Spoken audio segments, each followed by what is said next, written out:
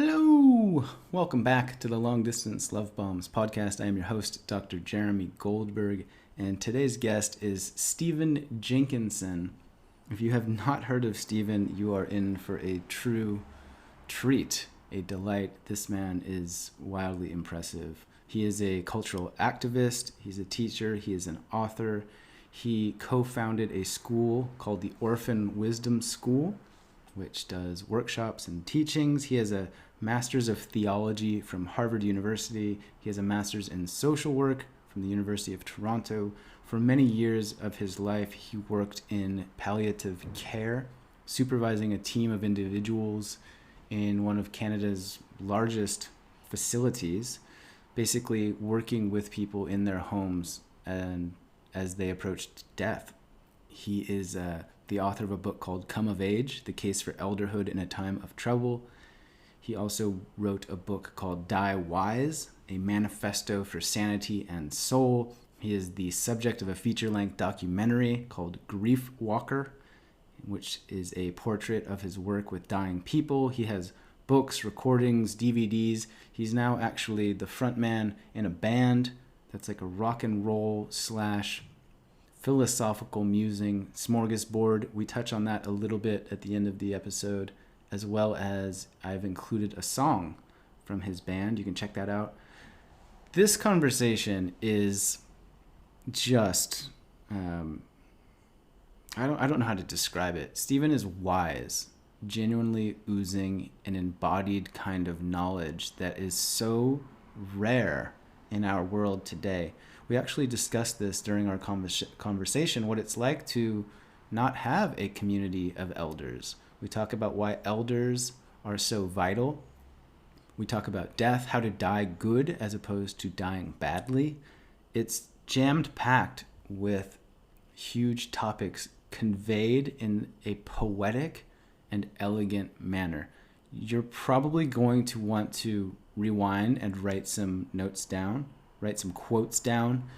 He's a very impressive human. I feel very grateful that he came on the podcast, and I think you're going to really take a lot away from this one. So without further ado, I present Stephen Jenkinson. Let me successfully push two buttons, and away we go. So Stephen Jenkinson, welcome to the podcast. Thank you for your time and making the effort to be here after a long day. Pleasure, and it's very kind of you to invite me.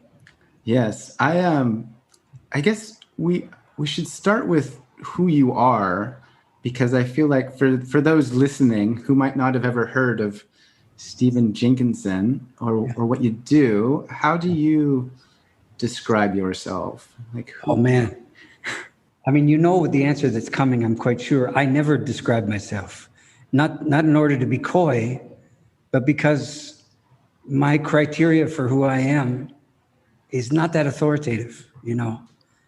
Just because I'm here most of the time inhabiting this doesn't mean I've got it clear, really, you know. I mean, there's demographic details that people could point to. Most of them are showing right now. So you can see what part on the parabolic curve of life I occupy now. And then I guess there's a certain amount of notoriety that's a consequence of, as my mother used to call it, bumping my gums incessantly for years. And I have a rock and roll band that hasn't been able to perform for 15 months. And so I hope I still have a band. They haven't told me otherwise, but you never know. And, you know, a few books that have my name on them and a lot of disciplined inquiry to replace opinion. That's a fair characterization. Just to expand on that last sentence, what is your process for distinguishing opinion from knowledge or wisdom, if any? Yeah, opinion is not that keen on learning. I guess that's the distinction I'd make. So I'm lucky, I didn't mention I have a school, or I had a school back in the good old days of congregation. And in the school, you know, I was adamant. It's called the Orphan Wisdom School. It's not a school about how not to be an orphan because you're so wise, for example. So, orphanhood is at the center of the enterprise. So learning your orphanhood doesn't make you less an orphan. It makes you more an orphan. Knowledge is a kind of swollen proposition, basically. You could think of it this way. When you know something, you never walk around saying, well, I used to know this thing, but now I don't know that anymore. I mean, I've never heard anybody say such a thing. Why? Because knowledge is permanent, right? Once you know something, it's a known something. And you just keep adding to it. And that's what PhDs are, higher, deeper in every way. That's what I mean by swollen. In that sense, they're like the intellectual equivalent of suburbs, just an endless sprawl of certainty imposed upon the countryside. Okay. Learning, on the other hand, is a costly proposition because most known things go the way of all flesh when you begin to learn for real. When your learning is a radical kind. It doesn't mean you replace old known things with new known things. And so by that measure, elders they know the least. That's their job description, is to know the least, having been winnowed by learning. And I'm in the general precinct of elderhood now, doing everything I can to rid myself of knowledge.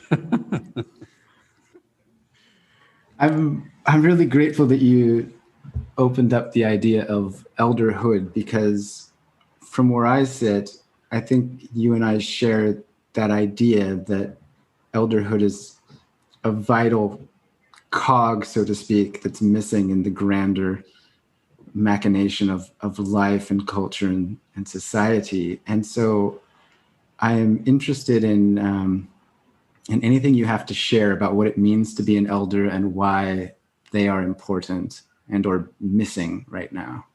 Mm-hmm. Well, first of all, I do have a book that's 400 pages plus of that allegation. So, and I did labor over it. So there it is. So there's that. It's called Come of Age. But not to be too coy with your question, though. Let me work backwards from what happened to it. Okay, so this is going to sound a little formulaic only because I came up with it.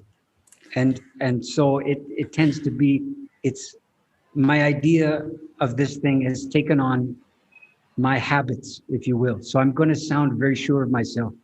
It's a temporary lapse in judgment, okay, just to get something said. So there was a time, I didn't see it because it was gone long by the time I appeared. So you have no choice in the matter whatsoever at your age. But there was a time when the proliferation of the old among us meant a certain something. Now, there's all kinds of local vagaries. So I'm generalizing to see if I can make the idea available, right? One of the things it meant for sure was the bad old days of scarce food supply, political upheaval, diminished sense of well-being, among a host of other things. They were all at rest instead of at play, because that stuff's very hard on the very young and the very old, right? So when you're in a hard time culturally, or in terms of war or things like this, one of the great unsuspected calamities that befalls a people is that they lose their broadcast bandwidth, demographically speaking, and they end up with a lot of young people and middle-aged people who tend to be cultish in their attractions. What I mean by that is they tend to be attracted to their own and exclude the wider range. So I can't tell you how many young people say your age and younger have come up to me and say, at the end of one of these talks, and say, I had no realization that there's no such thing beyond my family as a young person in my life or an old person in my life. Okay. So we go back to the scenario then. So that's what old people used to mean. It meant that we were doing pretty good. They were a kind of upside indicator, right? Okay. What do they mean now? Because we got more old people in our midst than we've ever had across the planet. This is true. It means that we've overwhelmed the old indicators by more or less arbitrarily seeing to it that we live longer, assuming that that is its own reward, without ever asking the world if it minds if we're around for another 20, 30 years beyond what we did when I was born. You see? So the imagined upside is all attributed to us.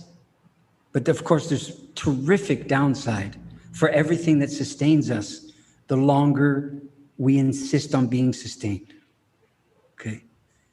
So I would propose, just as a thought, as an idea, I would say to you that the way age gets turned into elderhood, or agedness becomes elderhood, is on the way to agedness, aging people were diminished and deepened thereby, by frailty and by finitude and by endings. And that's how old people came by their elderhood, to have been buffeted by life so thoroughly that they're bereft of opinions about anything. And all they've got left is this kind of faithful witness capacity. If you ever want to know how it is, that's how you go to who you go to, because they've got no vested interest in bullshitting you or seeing to it that you're happier than you used to be. Because you asked, so they're going to tell you. And so what's happened to age is it's bereft of its limitations. The frailties are still there. But man, you can't die anymore. I know that's a strange thing to say in a time of plague, but I think you know what I mean by this. They used to call pneumonia the old man's friend. Not that many generations ago. It means you had an ally at the end of your life who was going to make its ending quicker than it would otherwise be. And the understanding there was of tremendous grace available to you. Not the old man's foe, the old man's friend. You have no friends at the end of your life anymore. Why? Because the whole operation is a war on your ending. So, without endings, you can't have elders.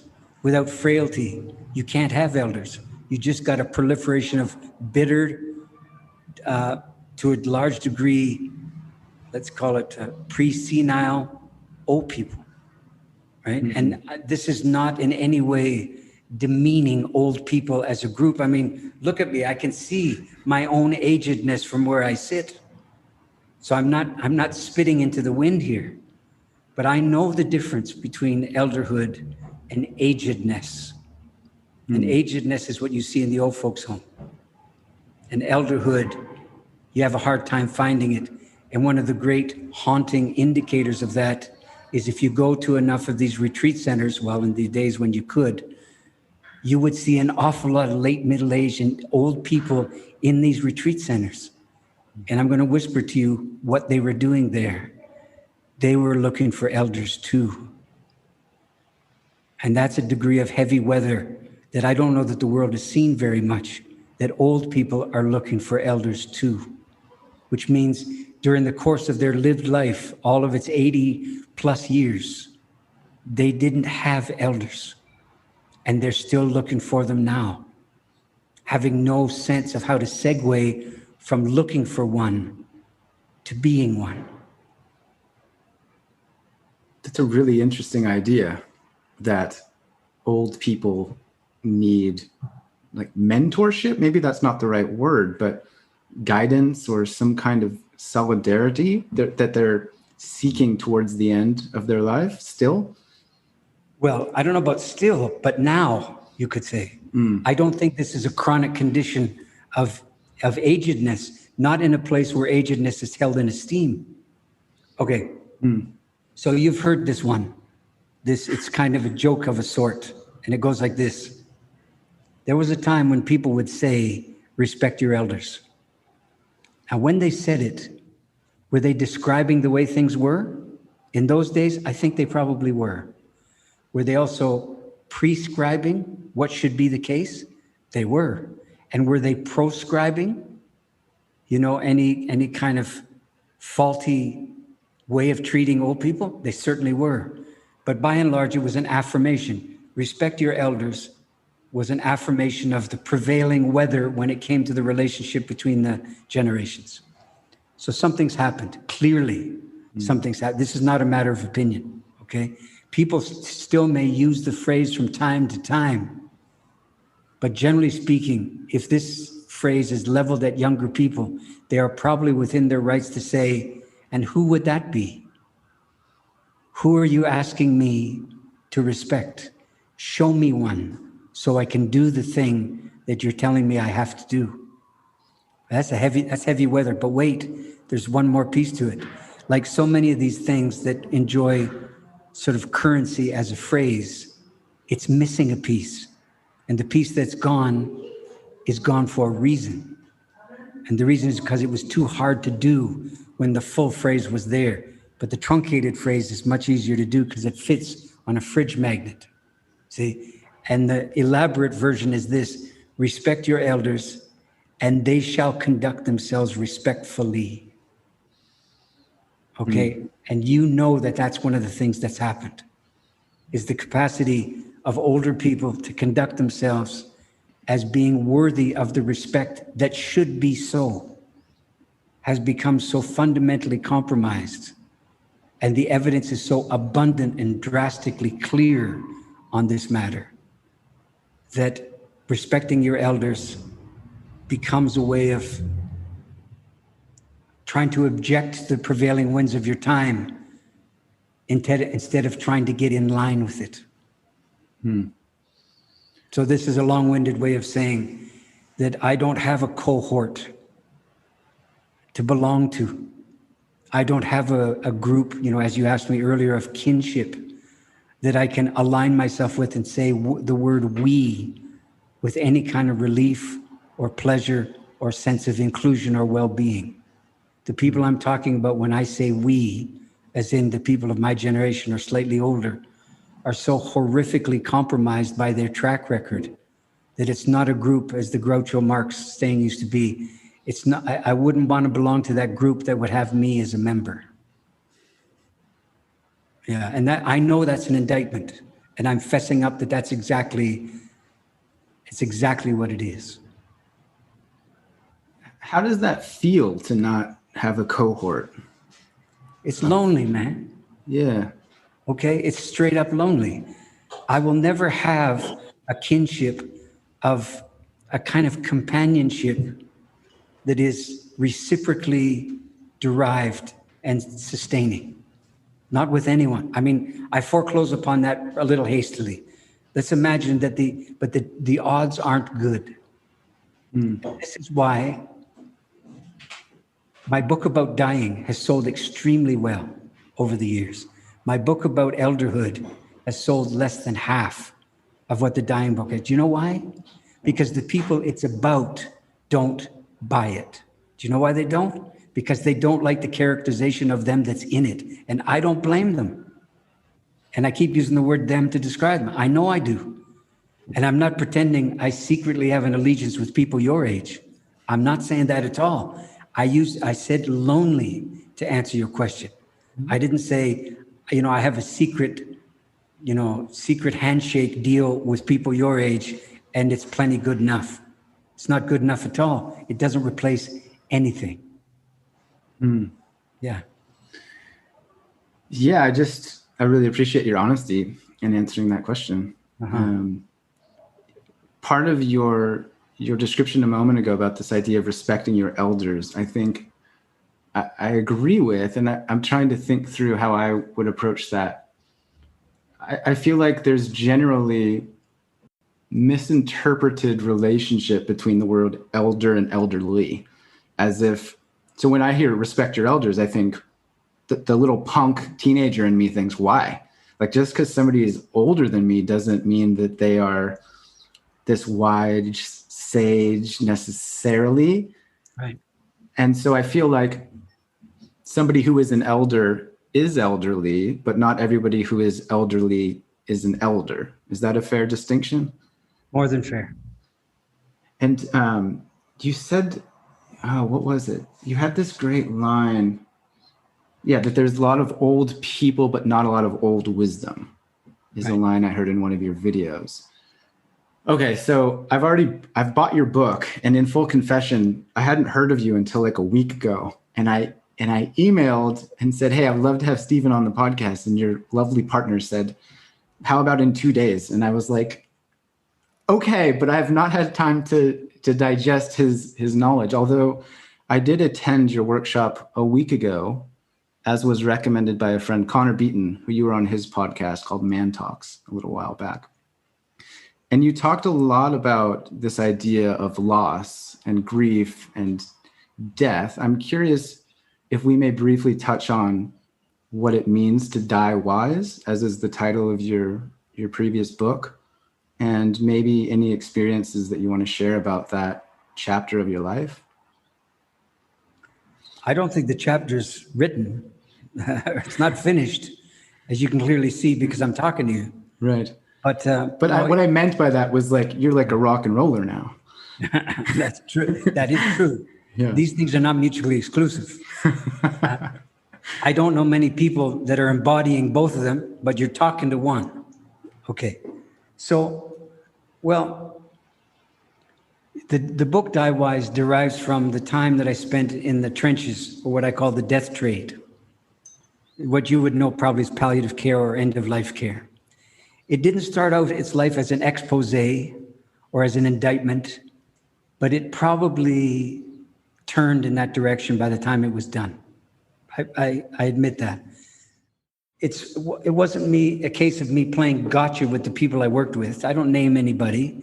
There's no morality in doing so. There's no honor in doing so, because they were up against the same things I was up against, which is in a consumer culture where virtually every practitioner has been seconded to the project of being a customer satisfaction specialist. In a culture that detests limits of all kinds and sneers at endings, and therefore has no capacity where death is concerned. And you're working in an institution where people are dying every minute of every day, the question becomes, what shall be your job? In other words, how are you going to be understood by the people you're working on if you're not in collaboration with their anti-death orientation to life? Let me say that question, which was a long-winded question. I did pretty well to keep it straight, I should say. Let me say it to you differently, and I think you'll see what I mean. It's a story that happened maybe 10 years ago. It's a very simple email, and it went like this. The woman was probably early middle-aged, and she said, my father's dying now. We've had a pretty good relationship, but not great. Now he's dying, and I've read Die Wise, and I'm very excited, which is never a good sign. I'm very excited at the prospect of giving him I think she said this, a Die Wise death, or the Die Wise treatment, or something like that. So my simple question to you is this. My father, who's otherwise a reasonable guy, absolutely refuses to talk to me about his dying in any way, shape, or form. So I just need to know from you, how is it that I can respect his wishes not to talk about it and give him the Die Wise treatment? What was my answer? You can't. What? You can't. Here's why. Respect my father is code for something, and I know what it is. It's my father will signal back to me that he knows that I'm respecting him and that he feels respected by me.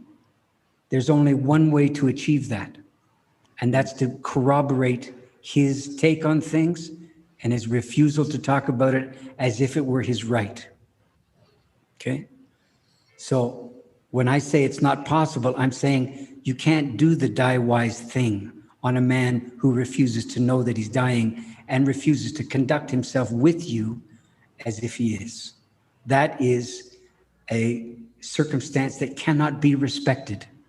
It may be tolerated, it may be borne, it may be coped with, but it'll never be respected, right? Because respect means you see the inherent needfulness of that, and you're willing to corroborate its presence in the world. And I'm here to tell you, I was the witness to too many circumstances in which people thought they had the right to die the way they wanted, which mostly included refusing to die. And I can tell you this as a promise, the collateral damage and the intergenerational consequence of dying badly, none of those consequences accrued to the dying person. All of them accrued to their survivors, their next of kin, and to kids who weren't even born at the time that that bad death took place. So in other words, you die as a cultural citizen, not as a psychodynamic, autonomous being. All of the consequences that emanate from your way of dying are cultural, community-leveled, village-minded, and that's where all the consequences are lived out. You, who botched it on your way out, don't have to live one of the consequences you put into motion by doing so. That is a sociopathic thing to do. See, so I'm saying obviously that the obligation to die wise is a moral and political obligation, much more than it's a psychic option. And so you die as a culture worker first and foremost, or you die as a culture destroyer. Yeah.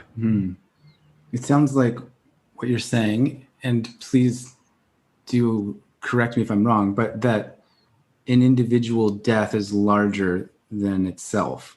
Like your death is not about you as much as it is about the community at large. Okay. We die individually, yes, but there are no individual deaths, by which I mean, we're talking at the level of meaning and consequence here. We're not talking at the level of event, right? Okay. So obviously you die, quote, on your own, if you will, unless you happen to be in some multiple car wreck or something like that. You die unto other people. And the meaning of your life is in the hands of others, no matter how much authority you try to exercise. In fact, let's go further and say your attempt to exercise authority and dominion over the meaning of your life will be part of what your life meant when other people talk about you after you die. Dude was a control freak, man, and his worst problem with control was trying to control what his life meant. Who wants that for a meaning? Now, I should say that these are fairly caustic things to say aloud. I'm well aware of it. And I'm not saying that at least in the corner of North America that I'm familiar with, that there's a lot of amiable and valid and viable living options to being an atomic individualist. I freely grant that that's true. So what I'm saying is something that could come down to this. Every death carries with it certain redemptive power. And the redemption I'm talking about is the redemption of the agonizing individual loneliness of our crowded world.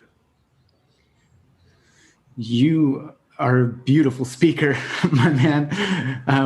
One metaphor that this reminded me of, I saw in one of your videos, you were speaking to a woman who was approaching death, and you said something to the effect of how you die sets the table for how your family will eat in the future. Right. Do you mind expanding on that briefly, or is that exactly what you were just stating? Yes, it's exactly what I was just saying. So that's a nice segue. She didn't have to jump very far to make it. But what I meant, you're talking about a scene in the film Grief Walker. The woman was indeed dying. She had two kids who were in their late teens, probably, but they were what's known in the trade as a blended family. So the kids were from two different unions, if you will. And I knew that her principal dilemma was, as she anticipated the oncomingness of her death, she wondered whether or not her family was going to stay together as a family, because although she didn't say it, She had been the glue that kept this two-faced family together. And in her absence, it wasn't clear at all that these people would choose each other as life kinship companions. See, that was her dilemma. And so with that as the background, I said, you're not going to be able to see to it that these people are going to stay together by you staying around. How do I know that this, aside from the fact that you're dying? The answer is, well, you stayed around until now, and it's touch and go for these people staying together, isn't it? Okay, so there's your limitation looking at you. And this, I know this is an awful thing to contemplate when you're dying. Like you don't have enough to think about? Well, okay, dying's a big deal. It's for grown-ups. So what do you want from me, to make it easier? You know, that's not my responsibility. My responsibility is to make it more available or accessible as something you do, not something you tolerate or cope with, right? So that was my pitch to her. Understand your dying as your last act of mothering, and then translate. And so from that perspective, what would a good loving death look like for that woman? Like what could she have done to maximize the chances of her family staying together? Yeah, well, first of all, we should say we shouldn't be in a position of saying to it that they should stay together. We don't know. That's true. Okay, but that's her. See, but my job was not customer satisfaction, so I don't have to be seconded to that project. But I can certainly be seconded to the project of, on the other side of this woman's death, these three people need to be saner as individuals and together than they were when she was alive. I can say that. I can get behind that. Whatever form it takes is basically for them to live out, right? So what could she have done is your question. Well, I mean, finally, it's not something that anybody should be in a position to dictate. But the idea could be something like, the messier your dying is, the more inclusive it is of other people. The more you subvert the instinct to turn dying into a personal possession, a kind of centripetal, self-absorbed, family and close friends only thing. One of the worst things I saw was, in a way, the most benign, that the dying person became a rock star in their families and amongst their friends. And everybody wanted to get close, and everybody wanted to peace, and everybody wanted to be there, right? Just to do what? Are you bringing anything to it? No, you secretly know that this is another kind of peak experience that's available to you. You're trying to get in on it without having to die yourself to do so. Sounds a little macabre when you put it that way. I know, I saw it over and over again. I mean, there's so many things I could tell you about what I saw in the Death Straight days that made me the rather intolerant beast I seem to be right now. But this is not intolerance speaking. This is brokenheartedness speaking. I'm saying it does not have to be as bad as it is. Nothing close. But what has to happen is some kind of revolution in our understanding of what sanity is. And one of the first prerequisites of doing so is enough already with the idea that it's your life. It does not belong to you in any sense of the term. It's not your possession. And you don't have the owner's and operator's manual for it anyway. Okay? So the wisdom begins with the understanding that it's not yours. It's a loaner. It's a beater. Okay?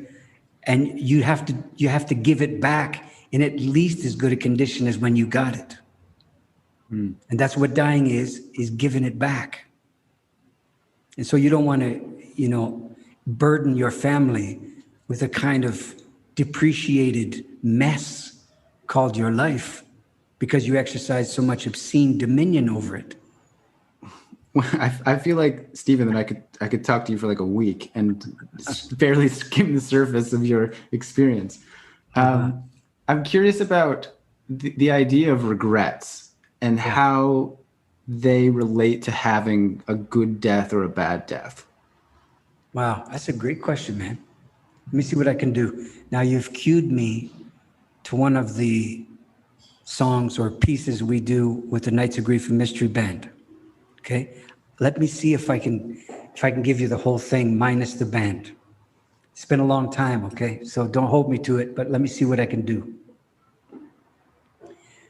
Well, with all of this, of course there are regrets. Of course there are regrets. Down along the fence line, in the back 40 of your life, there's a pile of stones there, your regrets. If you don't go down there and visit them often, you'll end up thinking that there's no pile there at all, which is never true, or that it makes a pile a mile high and there's no point, which is almost never true. I'm blanking. When the end of things comes into view, that's a good time to go and visit that little altar, for that's what the ending of things turns it into, an altar, a place to pray. You could add to the pile by how you are with dying and with ending, or you could climb. If you're asking me, climb.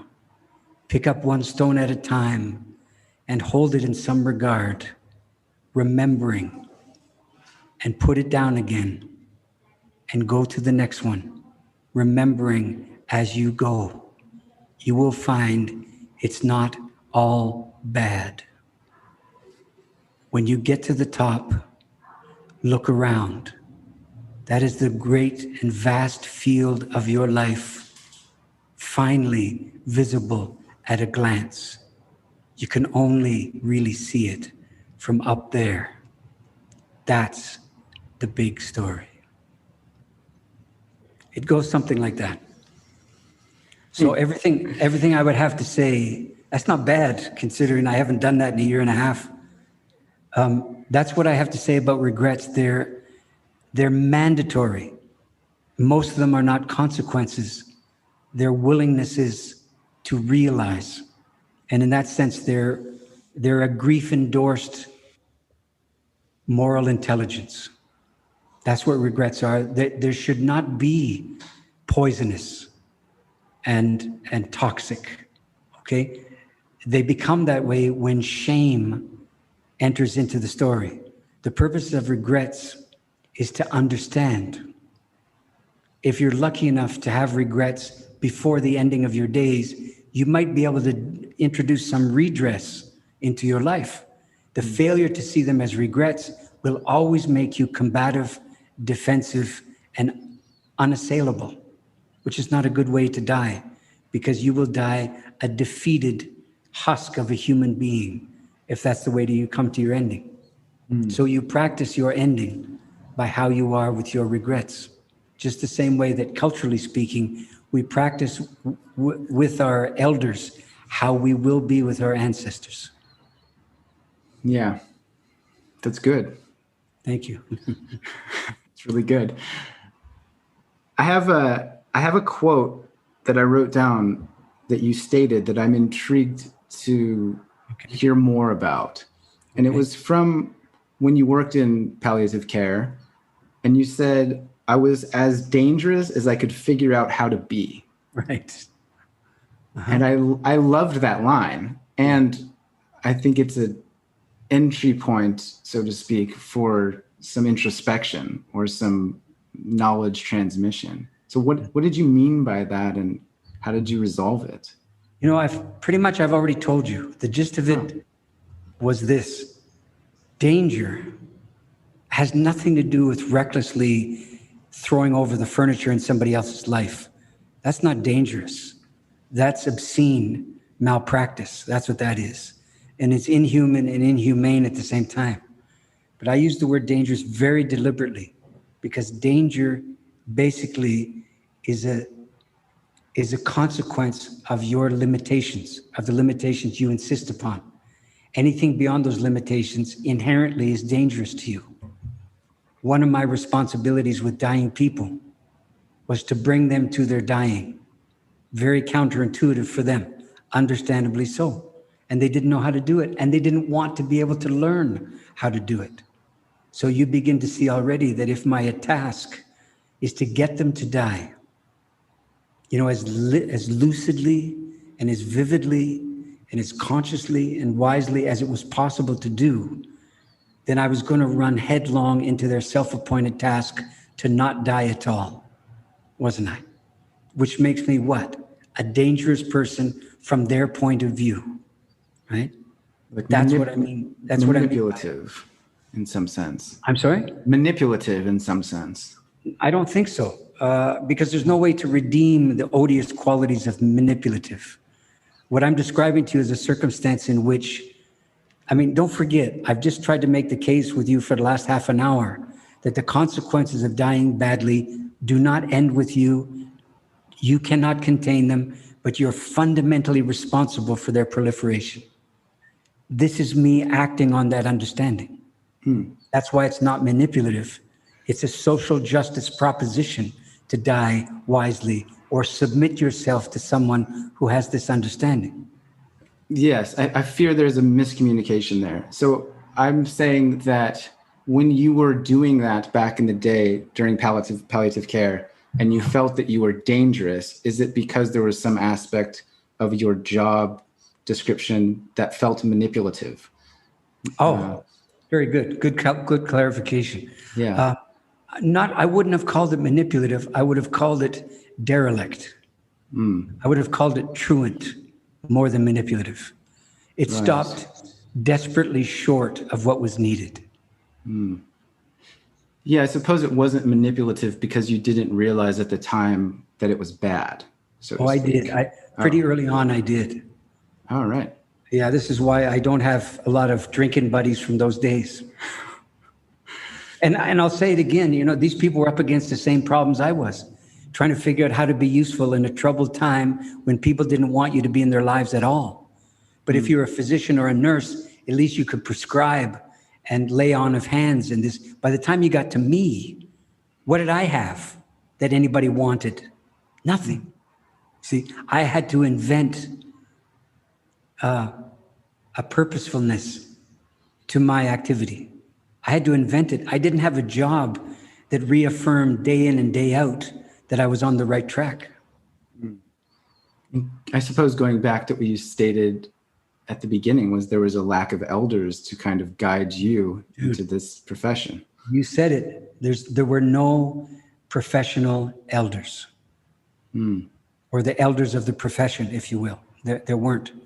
There were highly regulated physicians who were on the apex of the liability scenario.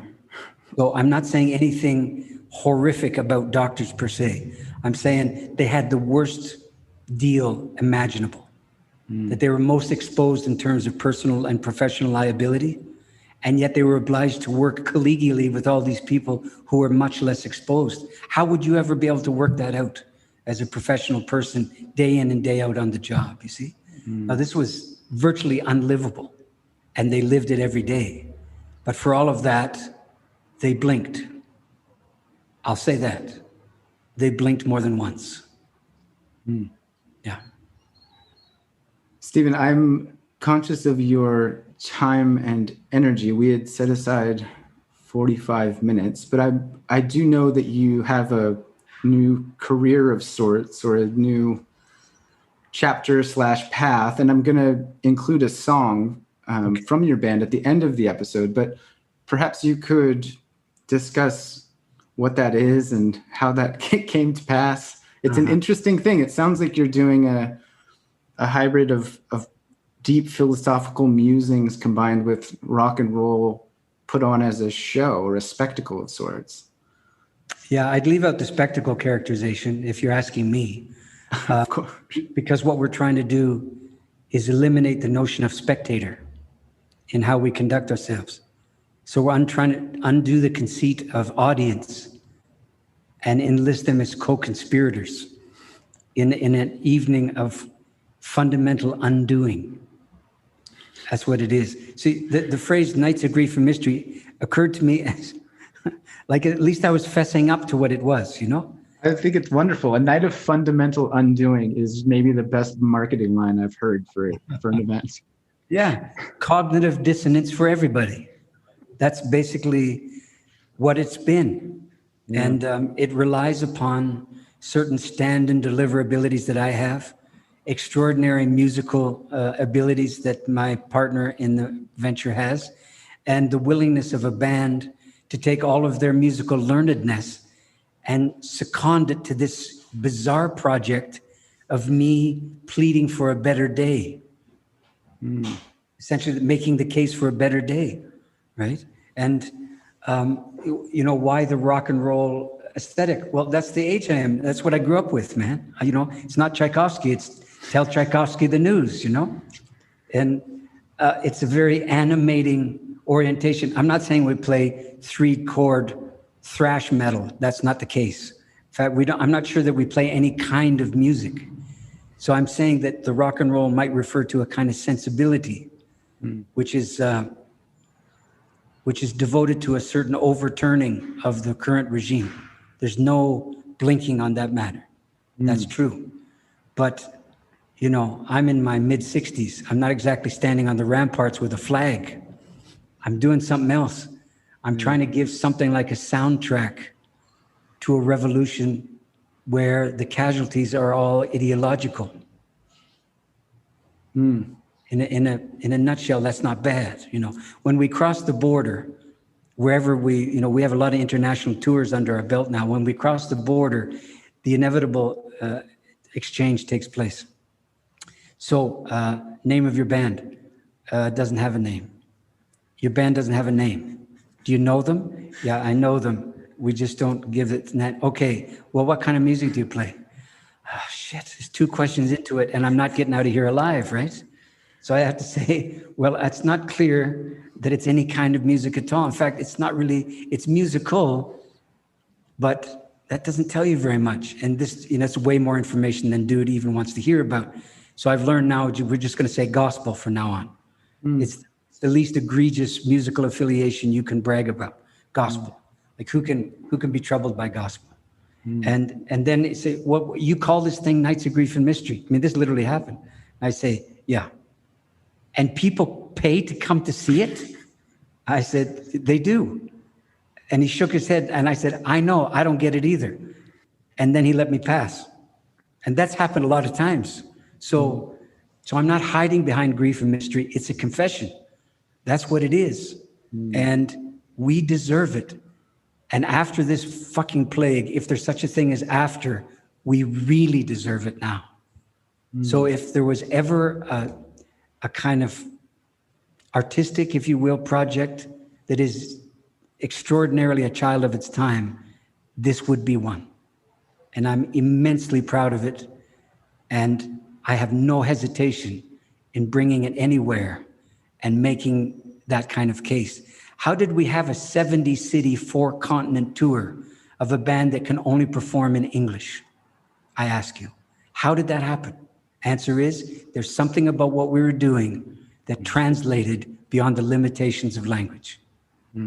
That's a true thing. And I'm very proud of that and happy to stand by it.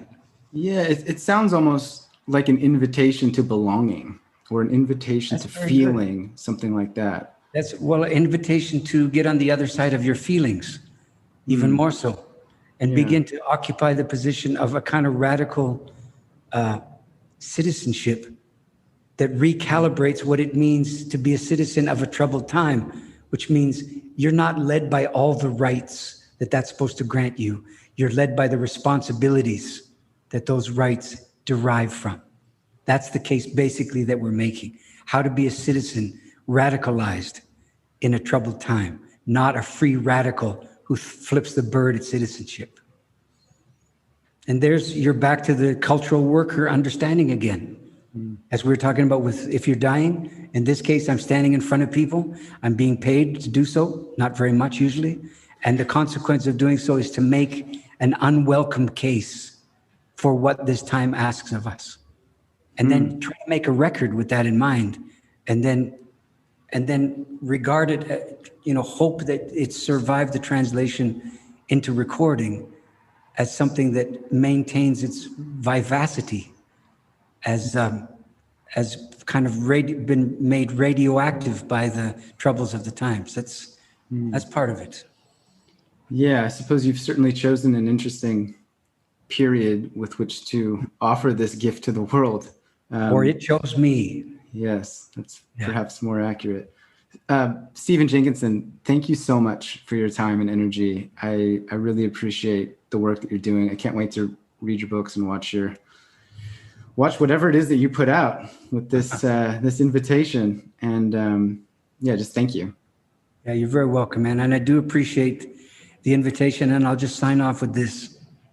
You might imagine that somebody who talks with the apparent authority or self-assurance that I do comes away from these interviews and these encounters and says, well, I nailed that one, or something to that effect, and a sense of self-assurance. And, and I can tell you that what happens is it's an exercise in no visible means of support. It's a high wire act trying to figure out if you can come up with something that could be useful, even though you've, quote, done it hundreds of times. Yeah. Yeah. And so I don't come away from it going, yeah, look at me. I come away from it wondering if I've been able to be any use to people of your age, because that's my self-appointed task now. No, I don't have companionship with people of my age. No, there's no replacing it. But what I have kind of instead is an allegiance to your generation. Not an affinity, an allegiance. That's why I'm proceeding. And so that's my way of saying to you, you gave me the chance at least one more time to wonder if I can stand and deliver with that in mind. And I'll have to figure out and decide if I did or I didn't, but the chance, that's what you gave me. So the pleasure, if you will, and the honor is mostly mine. I appreciate that. And not to pump your tires at all, so to speak, but I can only speak for myself that conversation was really helpful and profound. And your work in the small time that I've been exposed to it feels like I've found a piece to a puzzle that I didn't realize was missing, so to speak. And so I do appreciate your work, and your knowledge has affected me personally, and I truly thank you for that. And it's a good deal all around. It is a good deal. And I assure you, others are going to feel the same. I promise. Well, please take care. You too, brother. Be well, and God willing, we'll see you on the road. I would love to see you on the road. Okay. Right. From your mouth to God's ear. Take care, Stephen. Okay. And just so you can get a taste of Stephen's music, this is a track called Fate off his new album, Rough Gods. Enjoy. 1. Hey, what time is it? Well, it's the Anthropocene, baby. That's what they're calling it.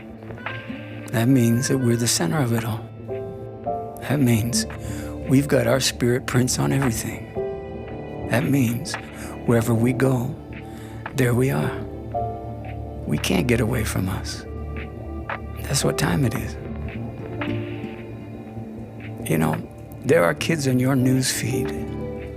They're on the steps of your city hall. They're at your UN. You've stolen our future. That's what they're saying.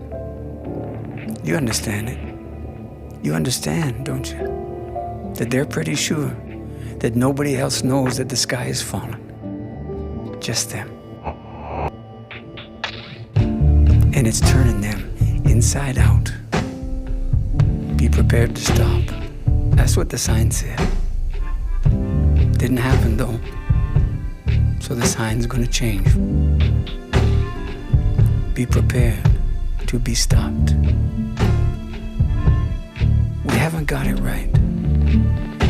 And that's what made their world. We're their fate. That's how it seems. Now, if you're over 45, you grew up with the idea that almost anything was possible. It was in the air. If you could picture it, or you could do it. Well, everything's possible, maybe, still. But almost all of those things aren't likely now. That's how it is. We're going through it. The kids won't submit to the scrutiny of their seniors anymore. You want to get a whiff of it all? You're going to have to try this. No more sitting across from them, making them the object of your inquiry. Another moral problem to solve. You're going to have to move that chair until you're 45 degrees from them. You won't see them directly or clearly anymore, but you might begin to see them truly. Look off into the middle distance now, in the same direction that they're looking. See if you can see the world that they see. Not see if you can see things their way. It's not them, not anymore. It's what they're seeing. You'll be floored by how much courage it'll take for you to do it, to let it in. Young people are another country. That's what time it is.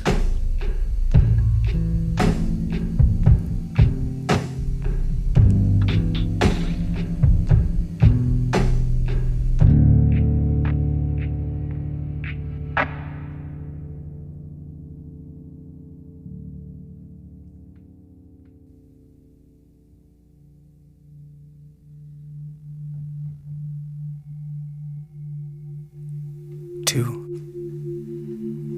kids figure that something's been stolen from them. What they could have been, what they could have had, what they could have done. The world that could have been. The world they imagined that we had. Look, it's hard to argue, all except for that future part. Because that's not as true as it sounds. It's understandable, but it isn't so. They never had the future they figure we stole from them. It wasn't there before they were born. And we don't have it either. Nobody does. Hear the teeth clenching. Hear the teeth gnashing. That's one of the things that kids are doing with their present. They're burnt and they're blistered by the goneness of a future that they never had.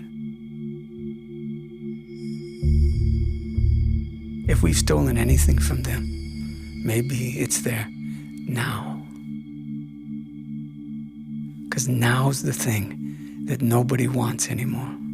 It's too messed up. Now is an orphan.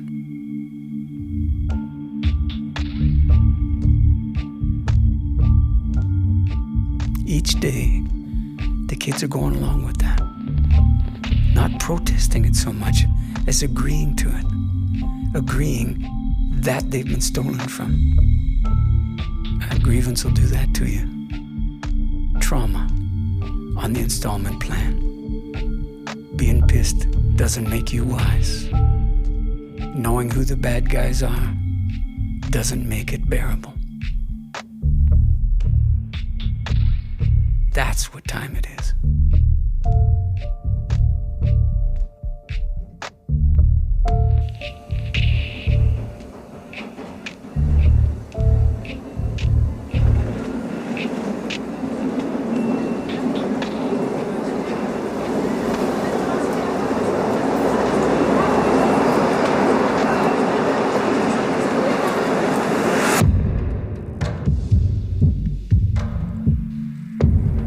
Three.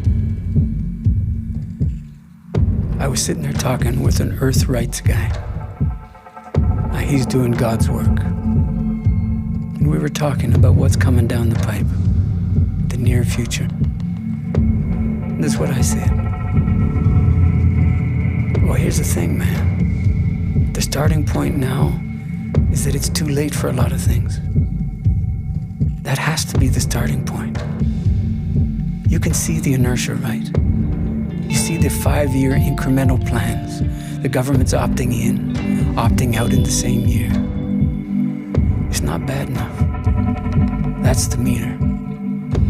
Now work your ass off in the meantime, yeah. I'll do the same. But bad enough, that's probably what you're gonna have to wait for. It's gonna have to get worse. And that'll be the sign. And this is what he said. You can't tell the kids it's too late. It'd kill them. They'll sit in a corner and self-medicate to oblivion. You gotta keep them engaged. Engaged. Hooked, you mean. Hooked on hope. Hope spoils your taste for the way it is. It spoils you for work. That's what it does. Nobody hopes for the way it is. We hope for the way it isn't. Hope's got that future problem. If you want the kids to vote for you, you can tell them that it's not too late. But you can't do that if you respect them. So there's no hope? Exactly.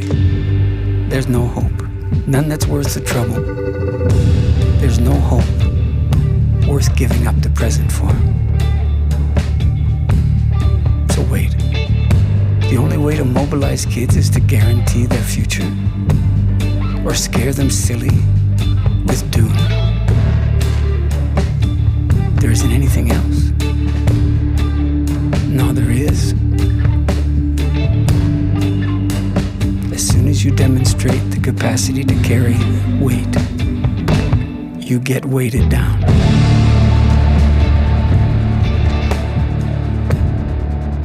See, that's fate for grown-ups.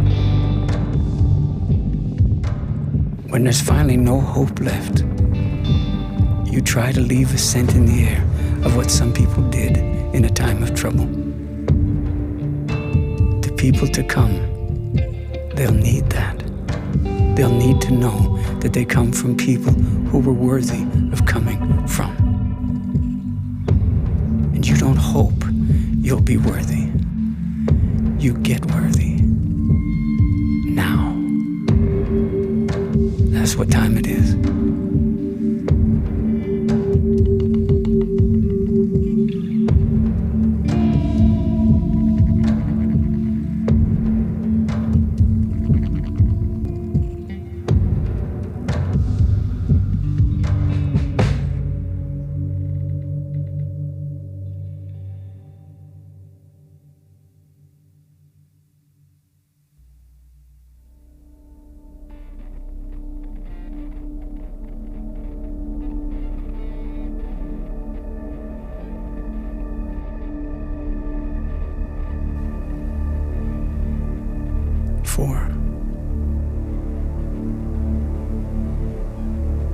Fate means doomed now. It means destined and, alas, predestined. And you can feel the cold grip of that thing. You can see the lights going out. Feel the air leave the room. The page being turned.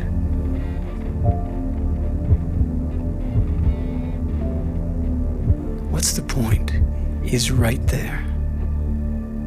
We could call it destiny. It sounds better. But we mean defeat. We mean it doesn't matter. Nothing matters.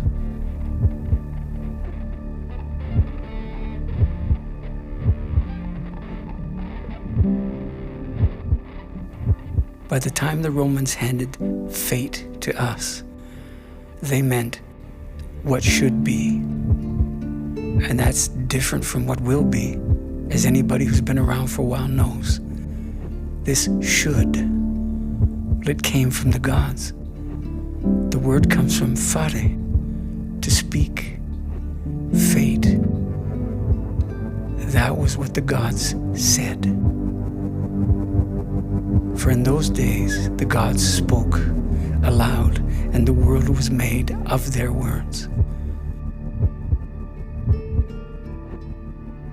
Well, long ago, the gods said this.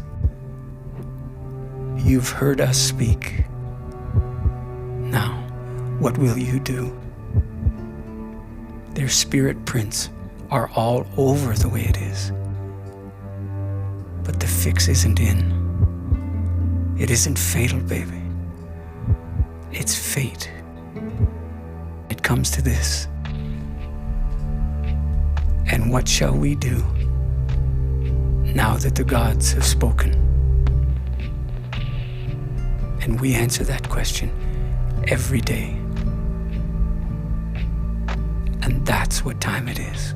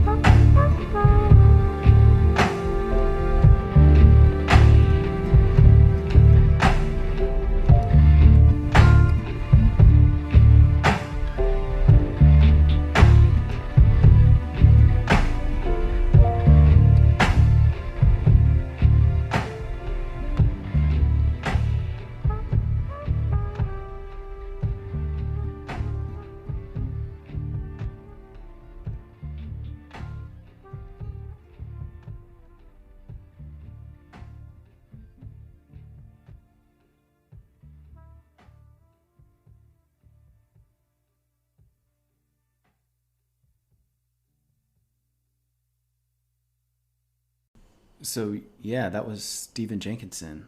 I didn't mention in the introduction or in the conversation, but there's a video on his website that I will share in the show notes, and it's called Lost Nation Road, and it's about a 20-minute documentary about Stephen and some of his thoughts and the band and whatnot. It's really, really good. It's beautiful and poetic and incredible, and I kind of devoured his website for an hour or two before I spoke to him, and I remain fairly smitten, as I'm sure you've heard in our dialogue. I find him to be hugely impressive and inspirational in a deeply human way. He seems like a very successful man. I feel like he's living in a way that is both aspirational and obtainable. So thanks for listening. Thanks for all your comments and shares. Thank you for the 5-star reviews. If you want to find me on the internet, I'm at Long Distance Love Bombs. I appreciate you being here. I appreciate you taking the time to listen. And let me know what you think. If you've got a guest that you want me to interview, send me a message. I am happy to assist where I can. That's it. Go and ponder what the heck just happened in your brain and heart and soul after listening to Stephen Jenkinson talk for an hour. Wow.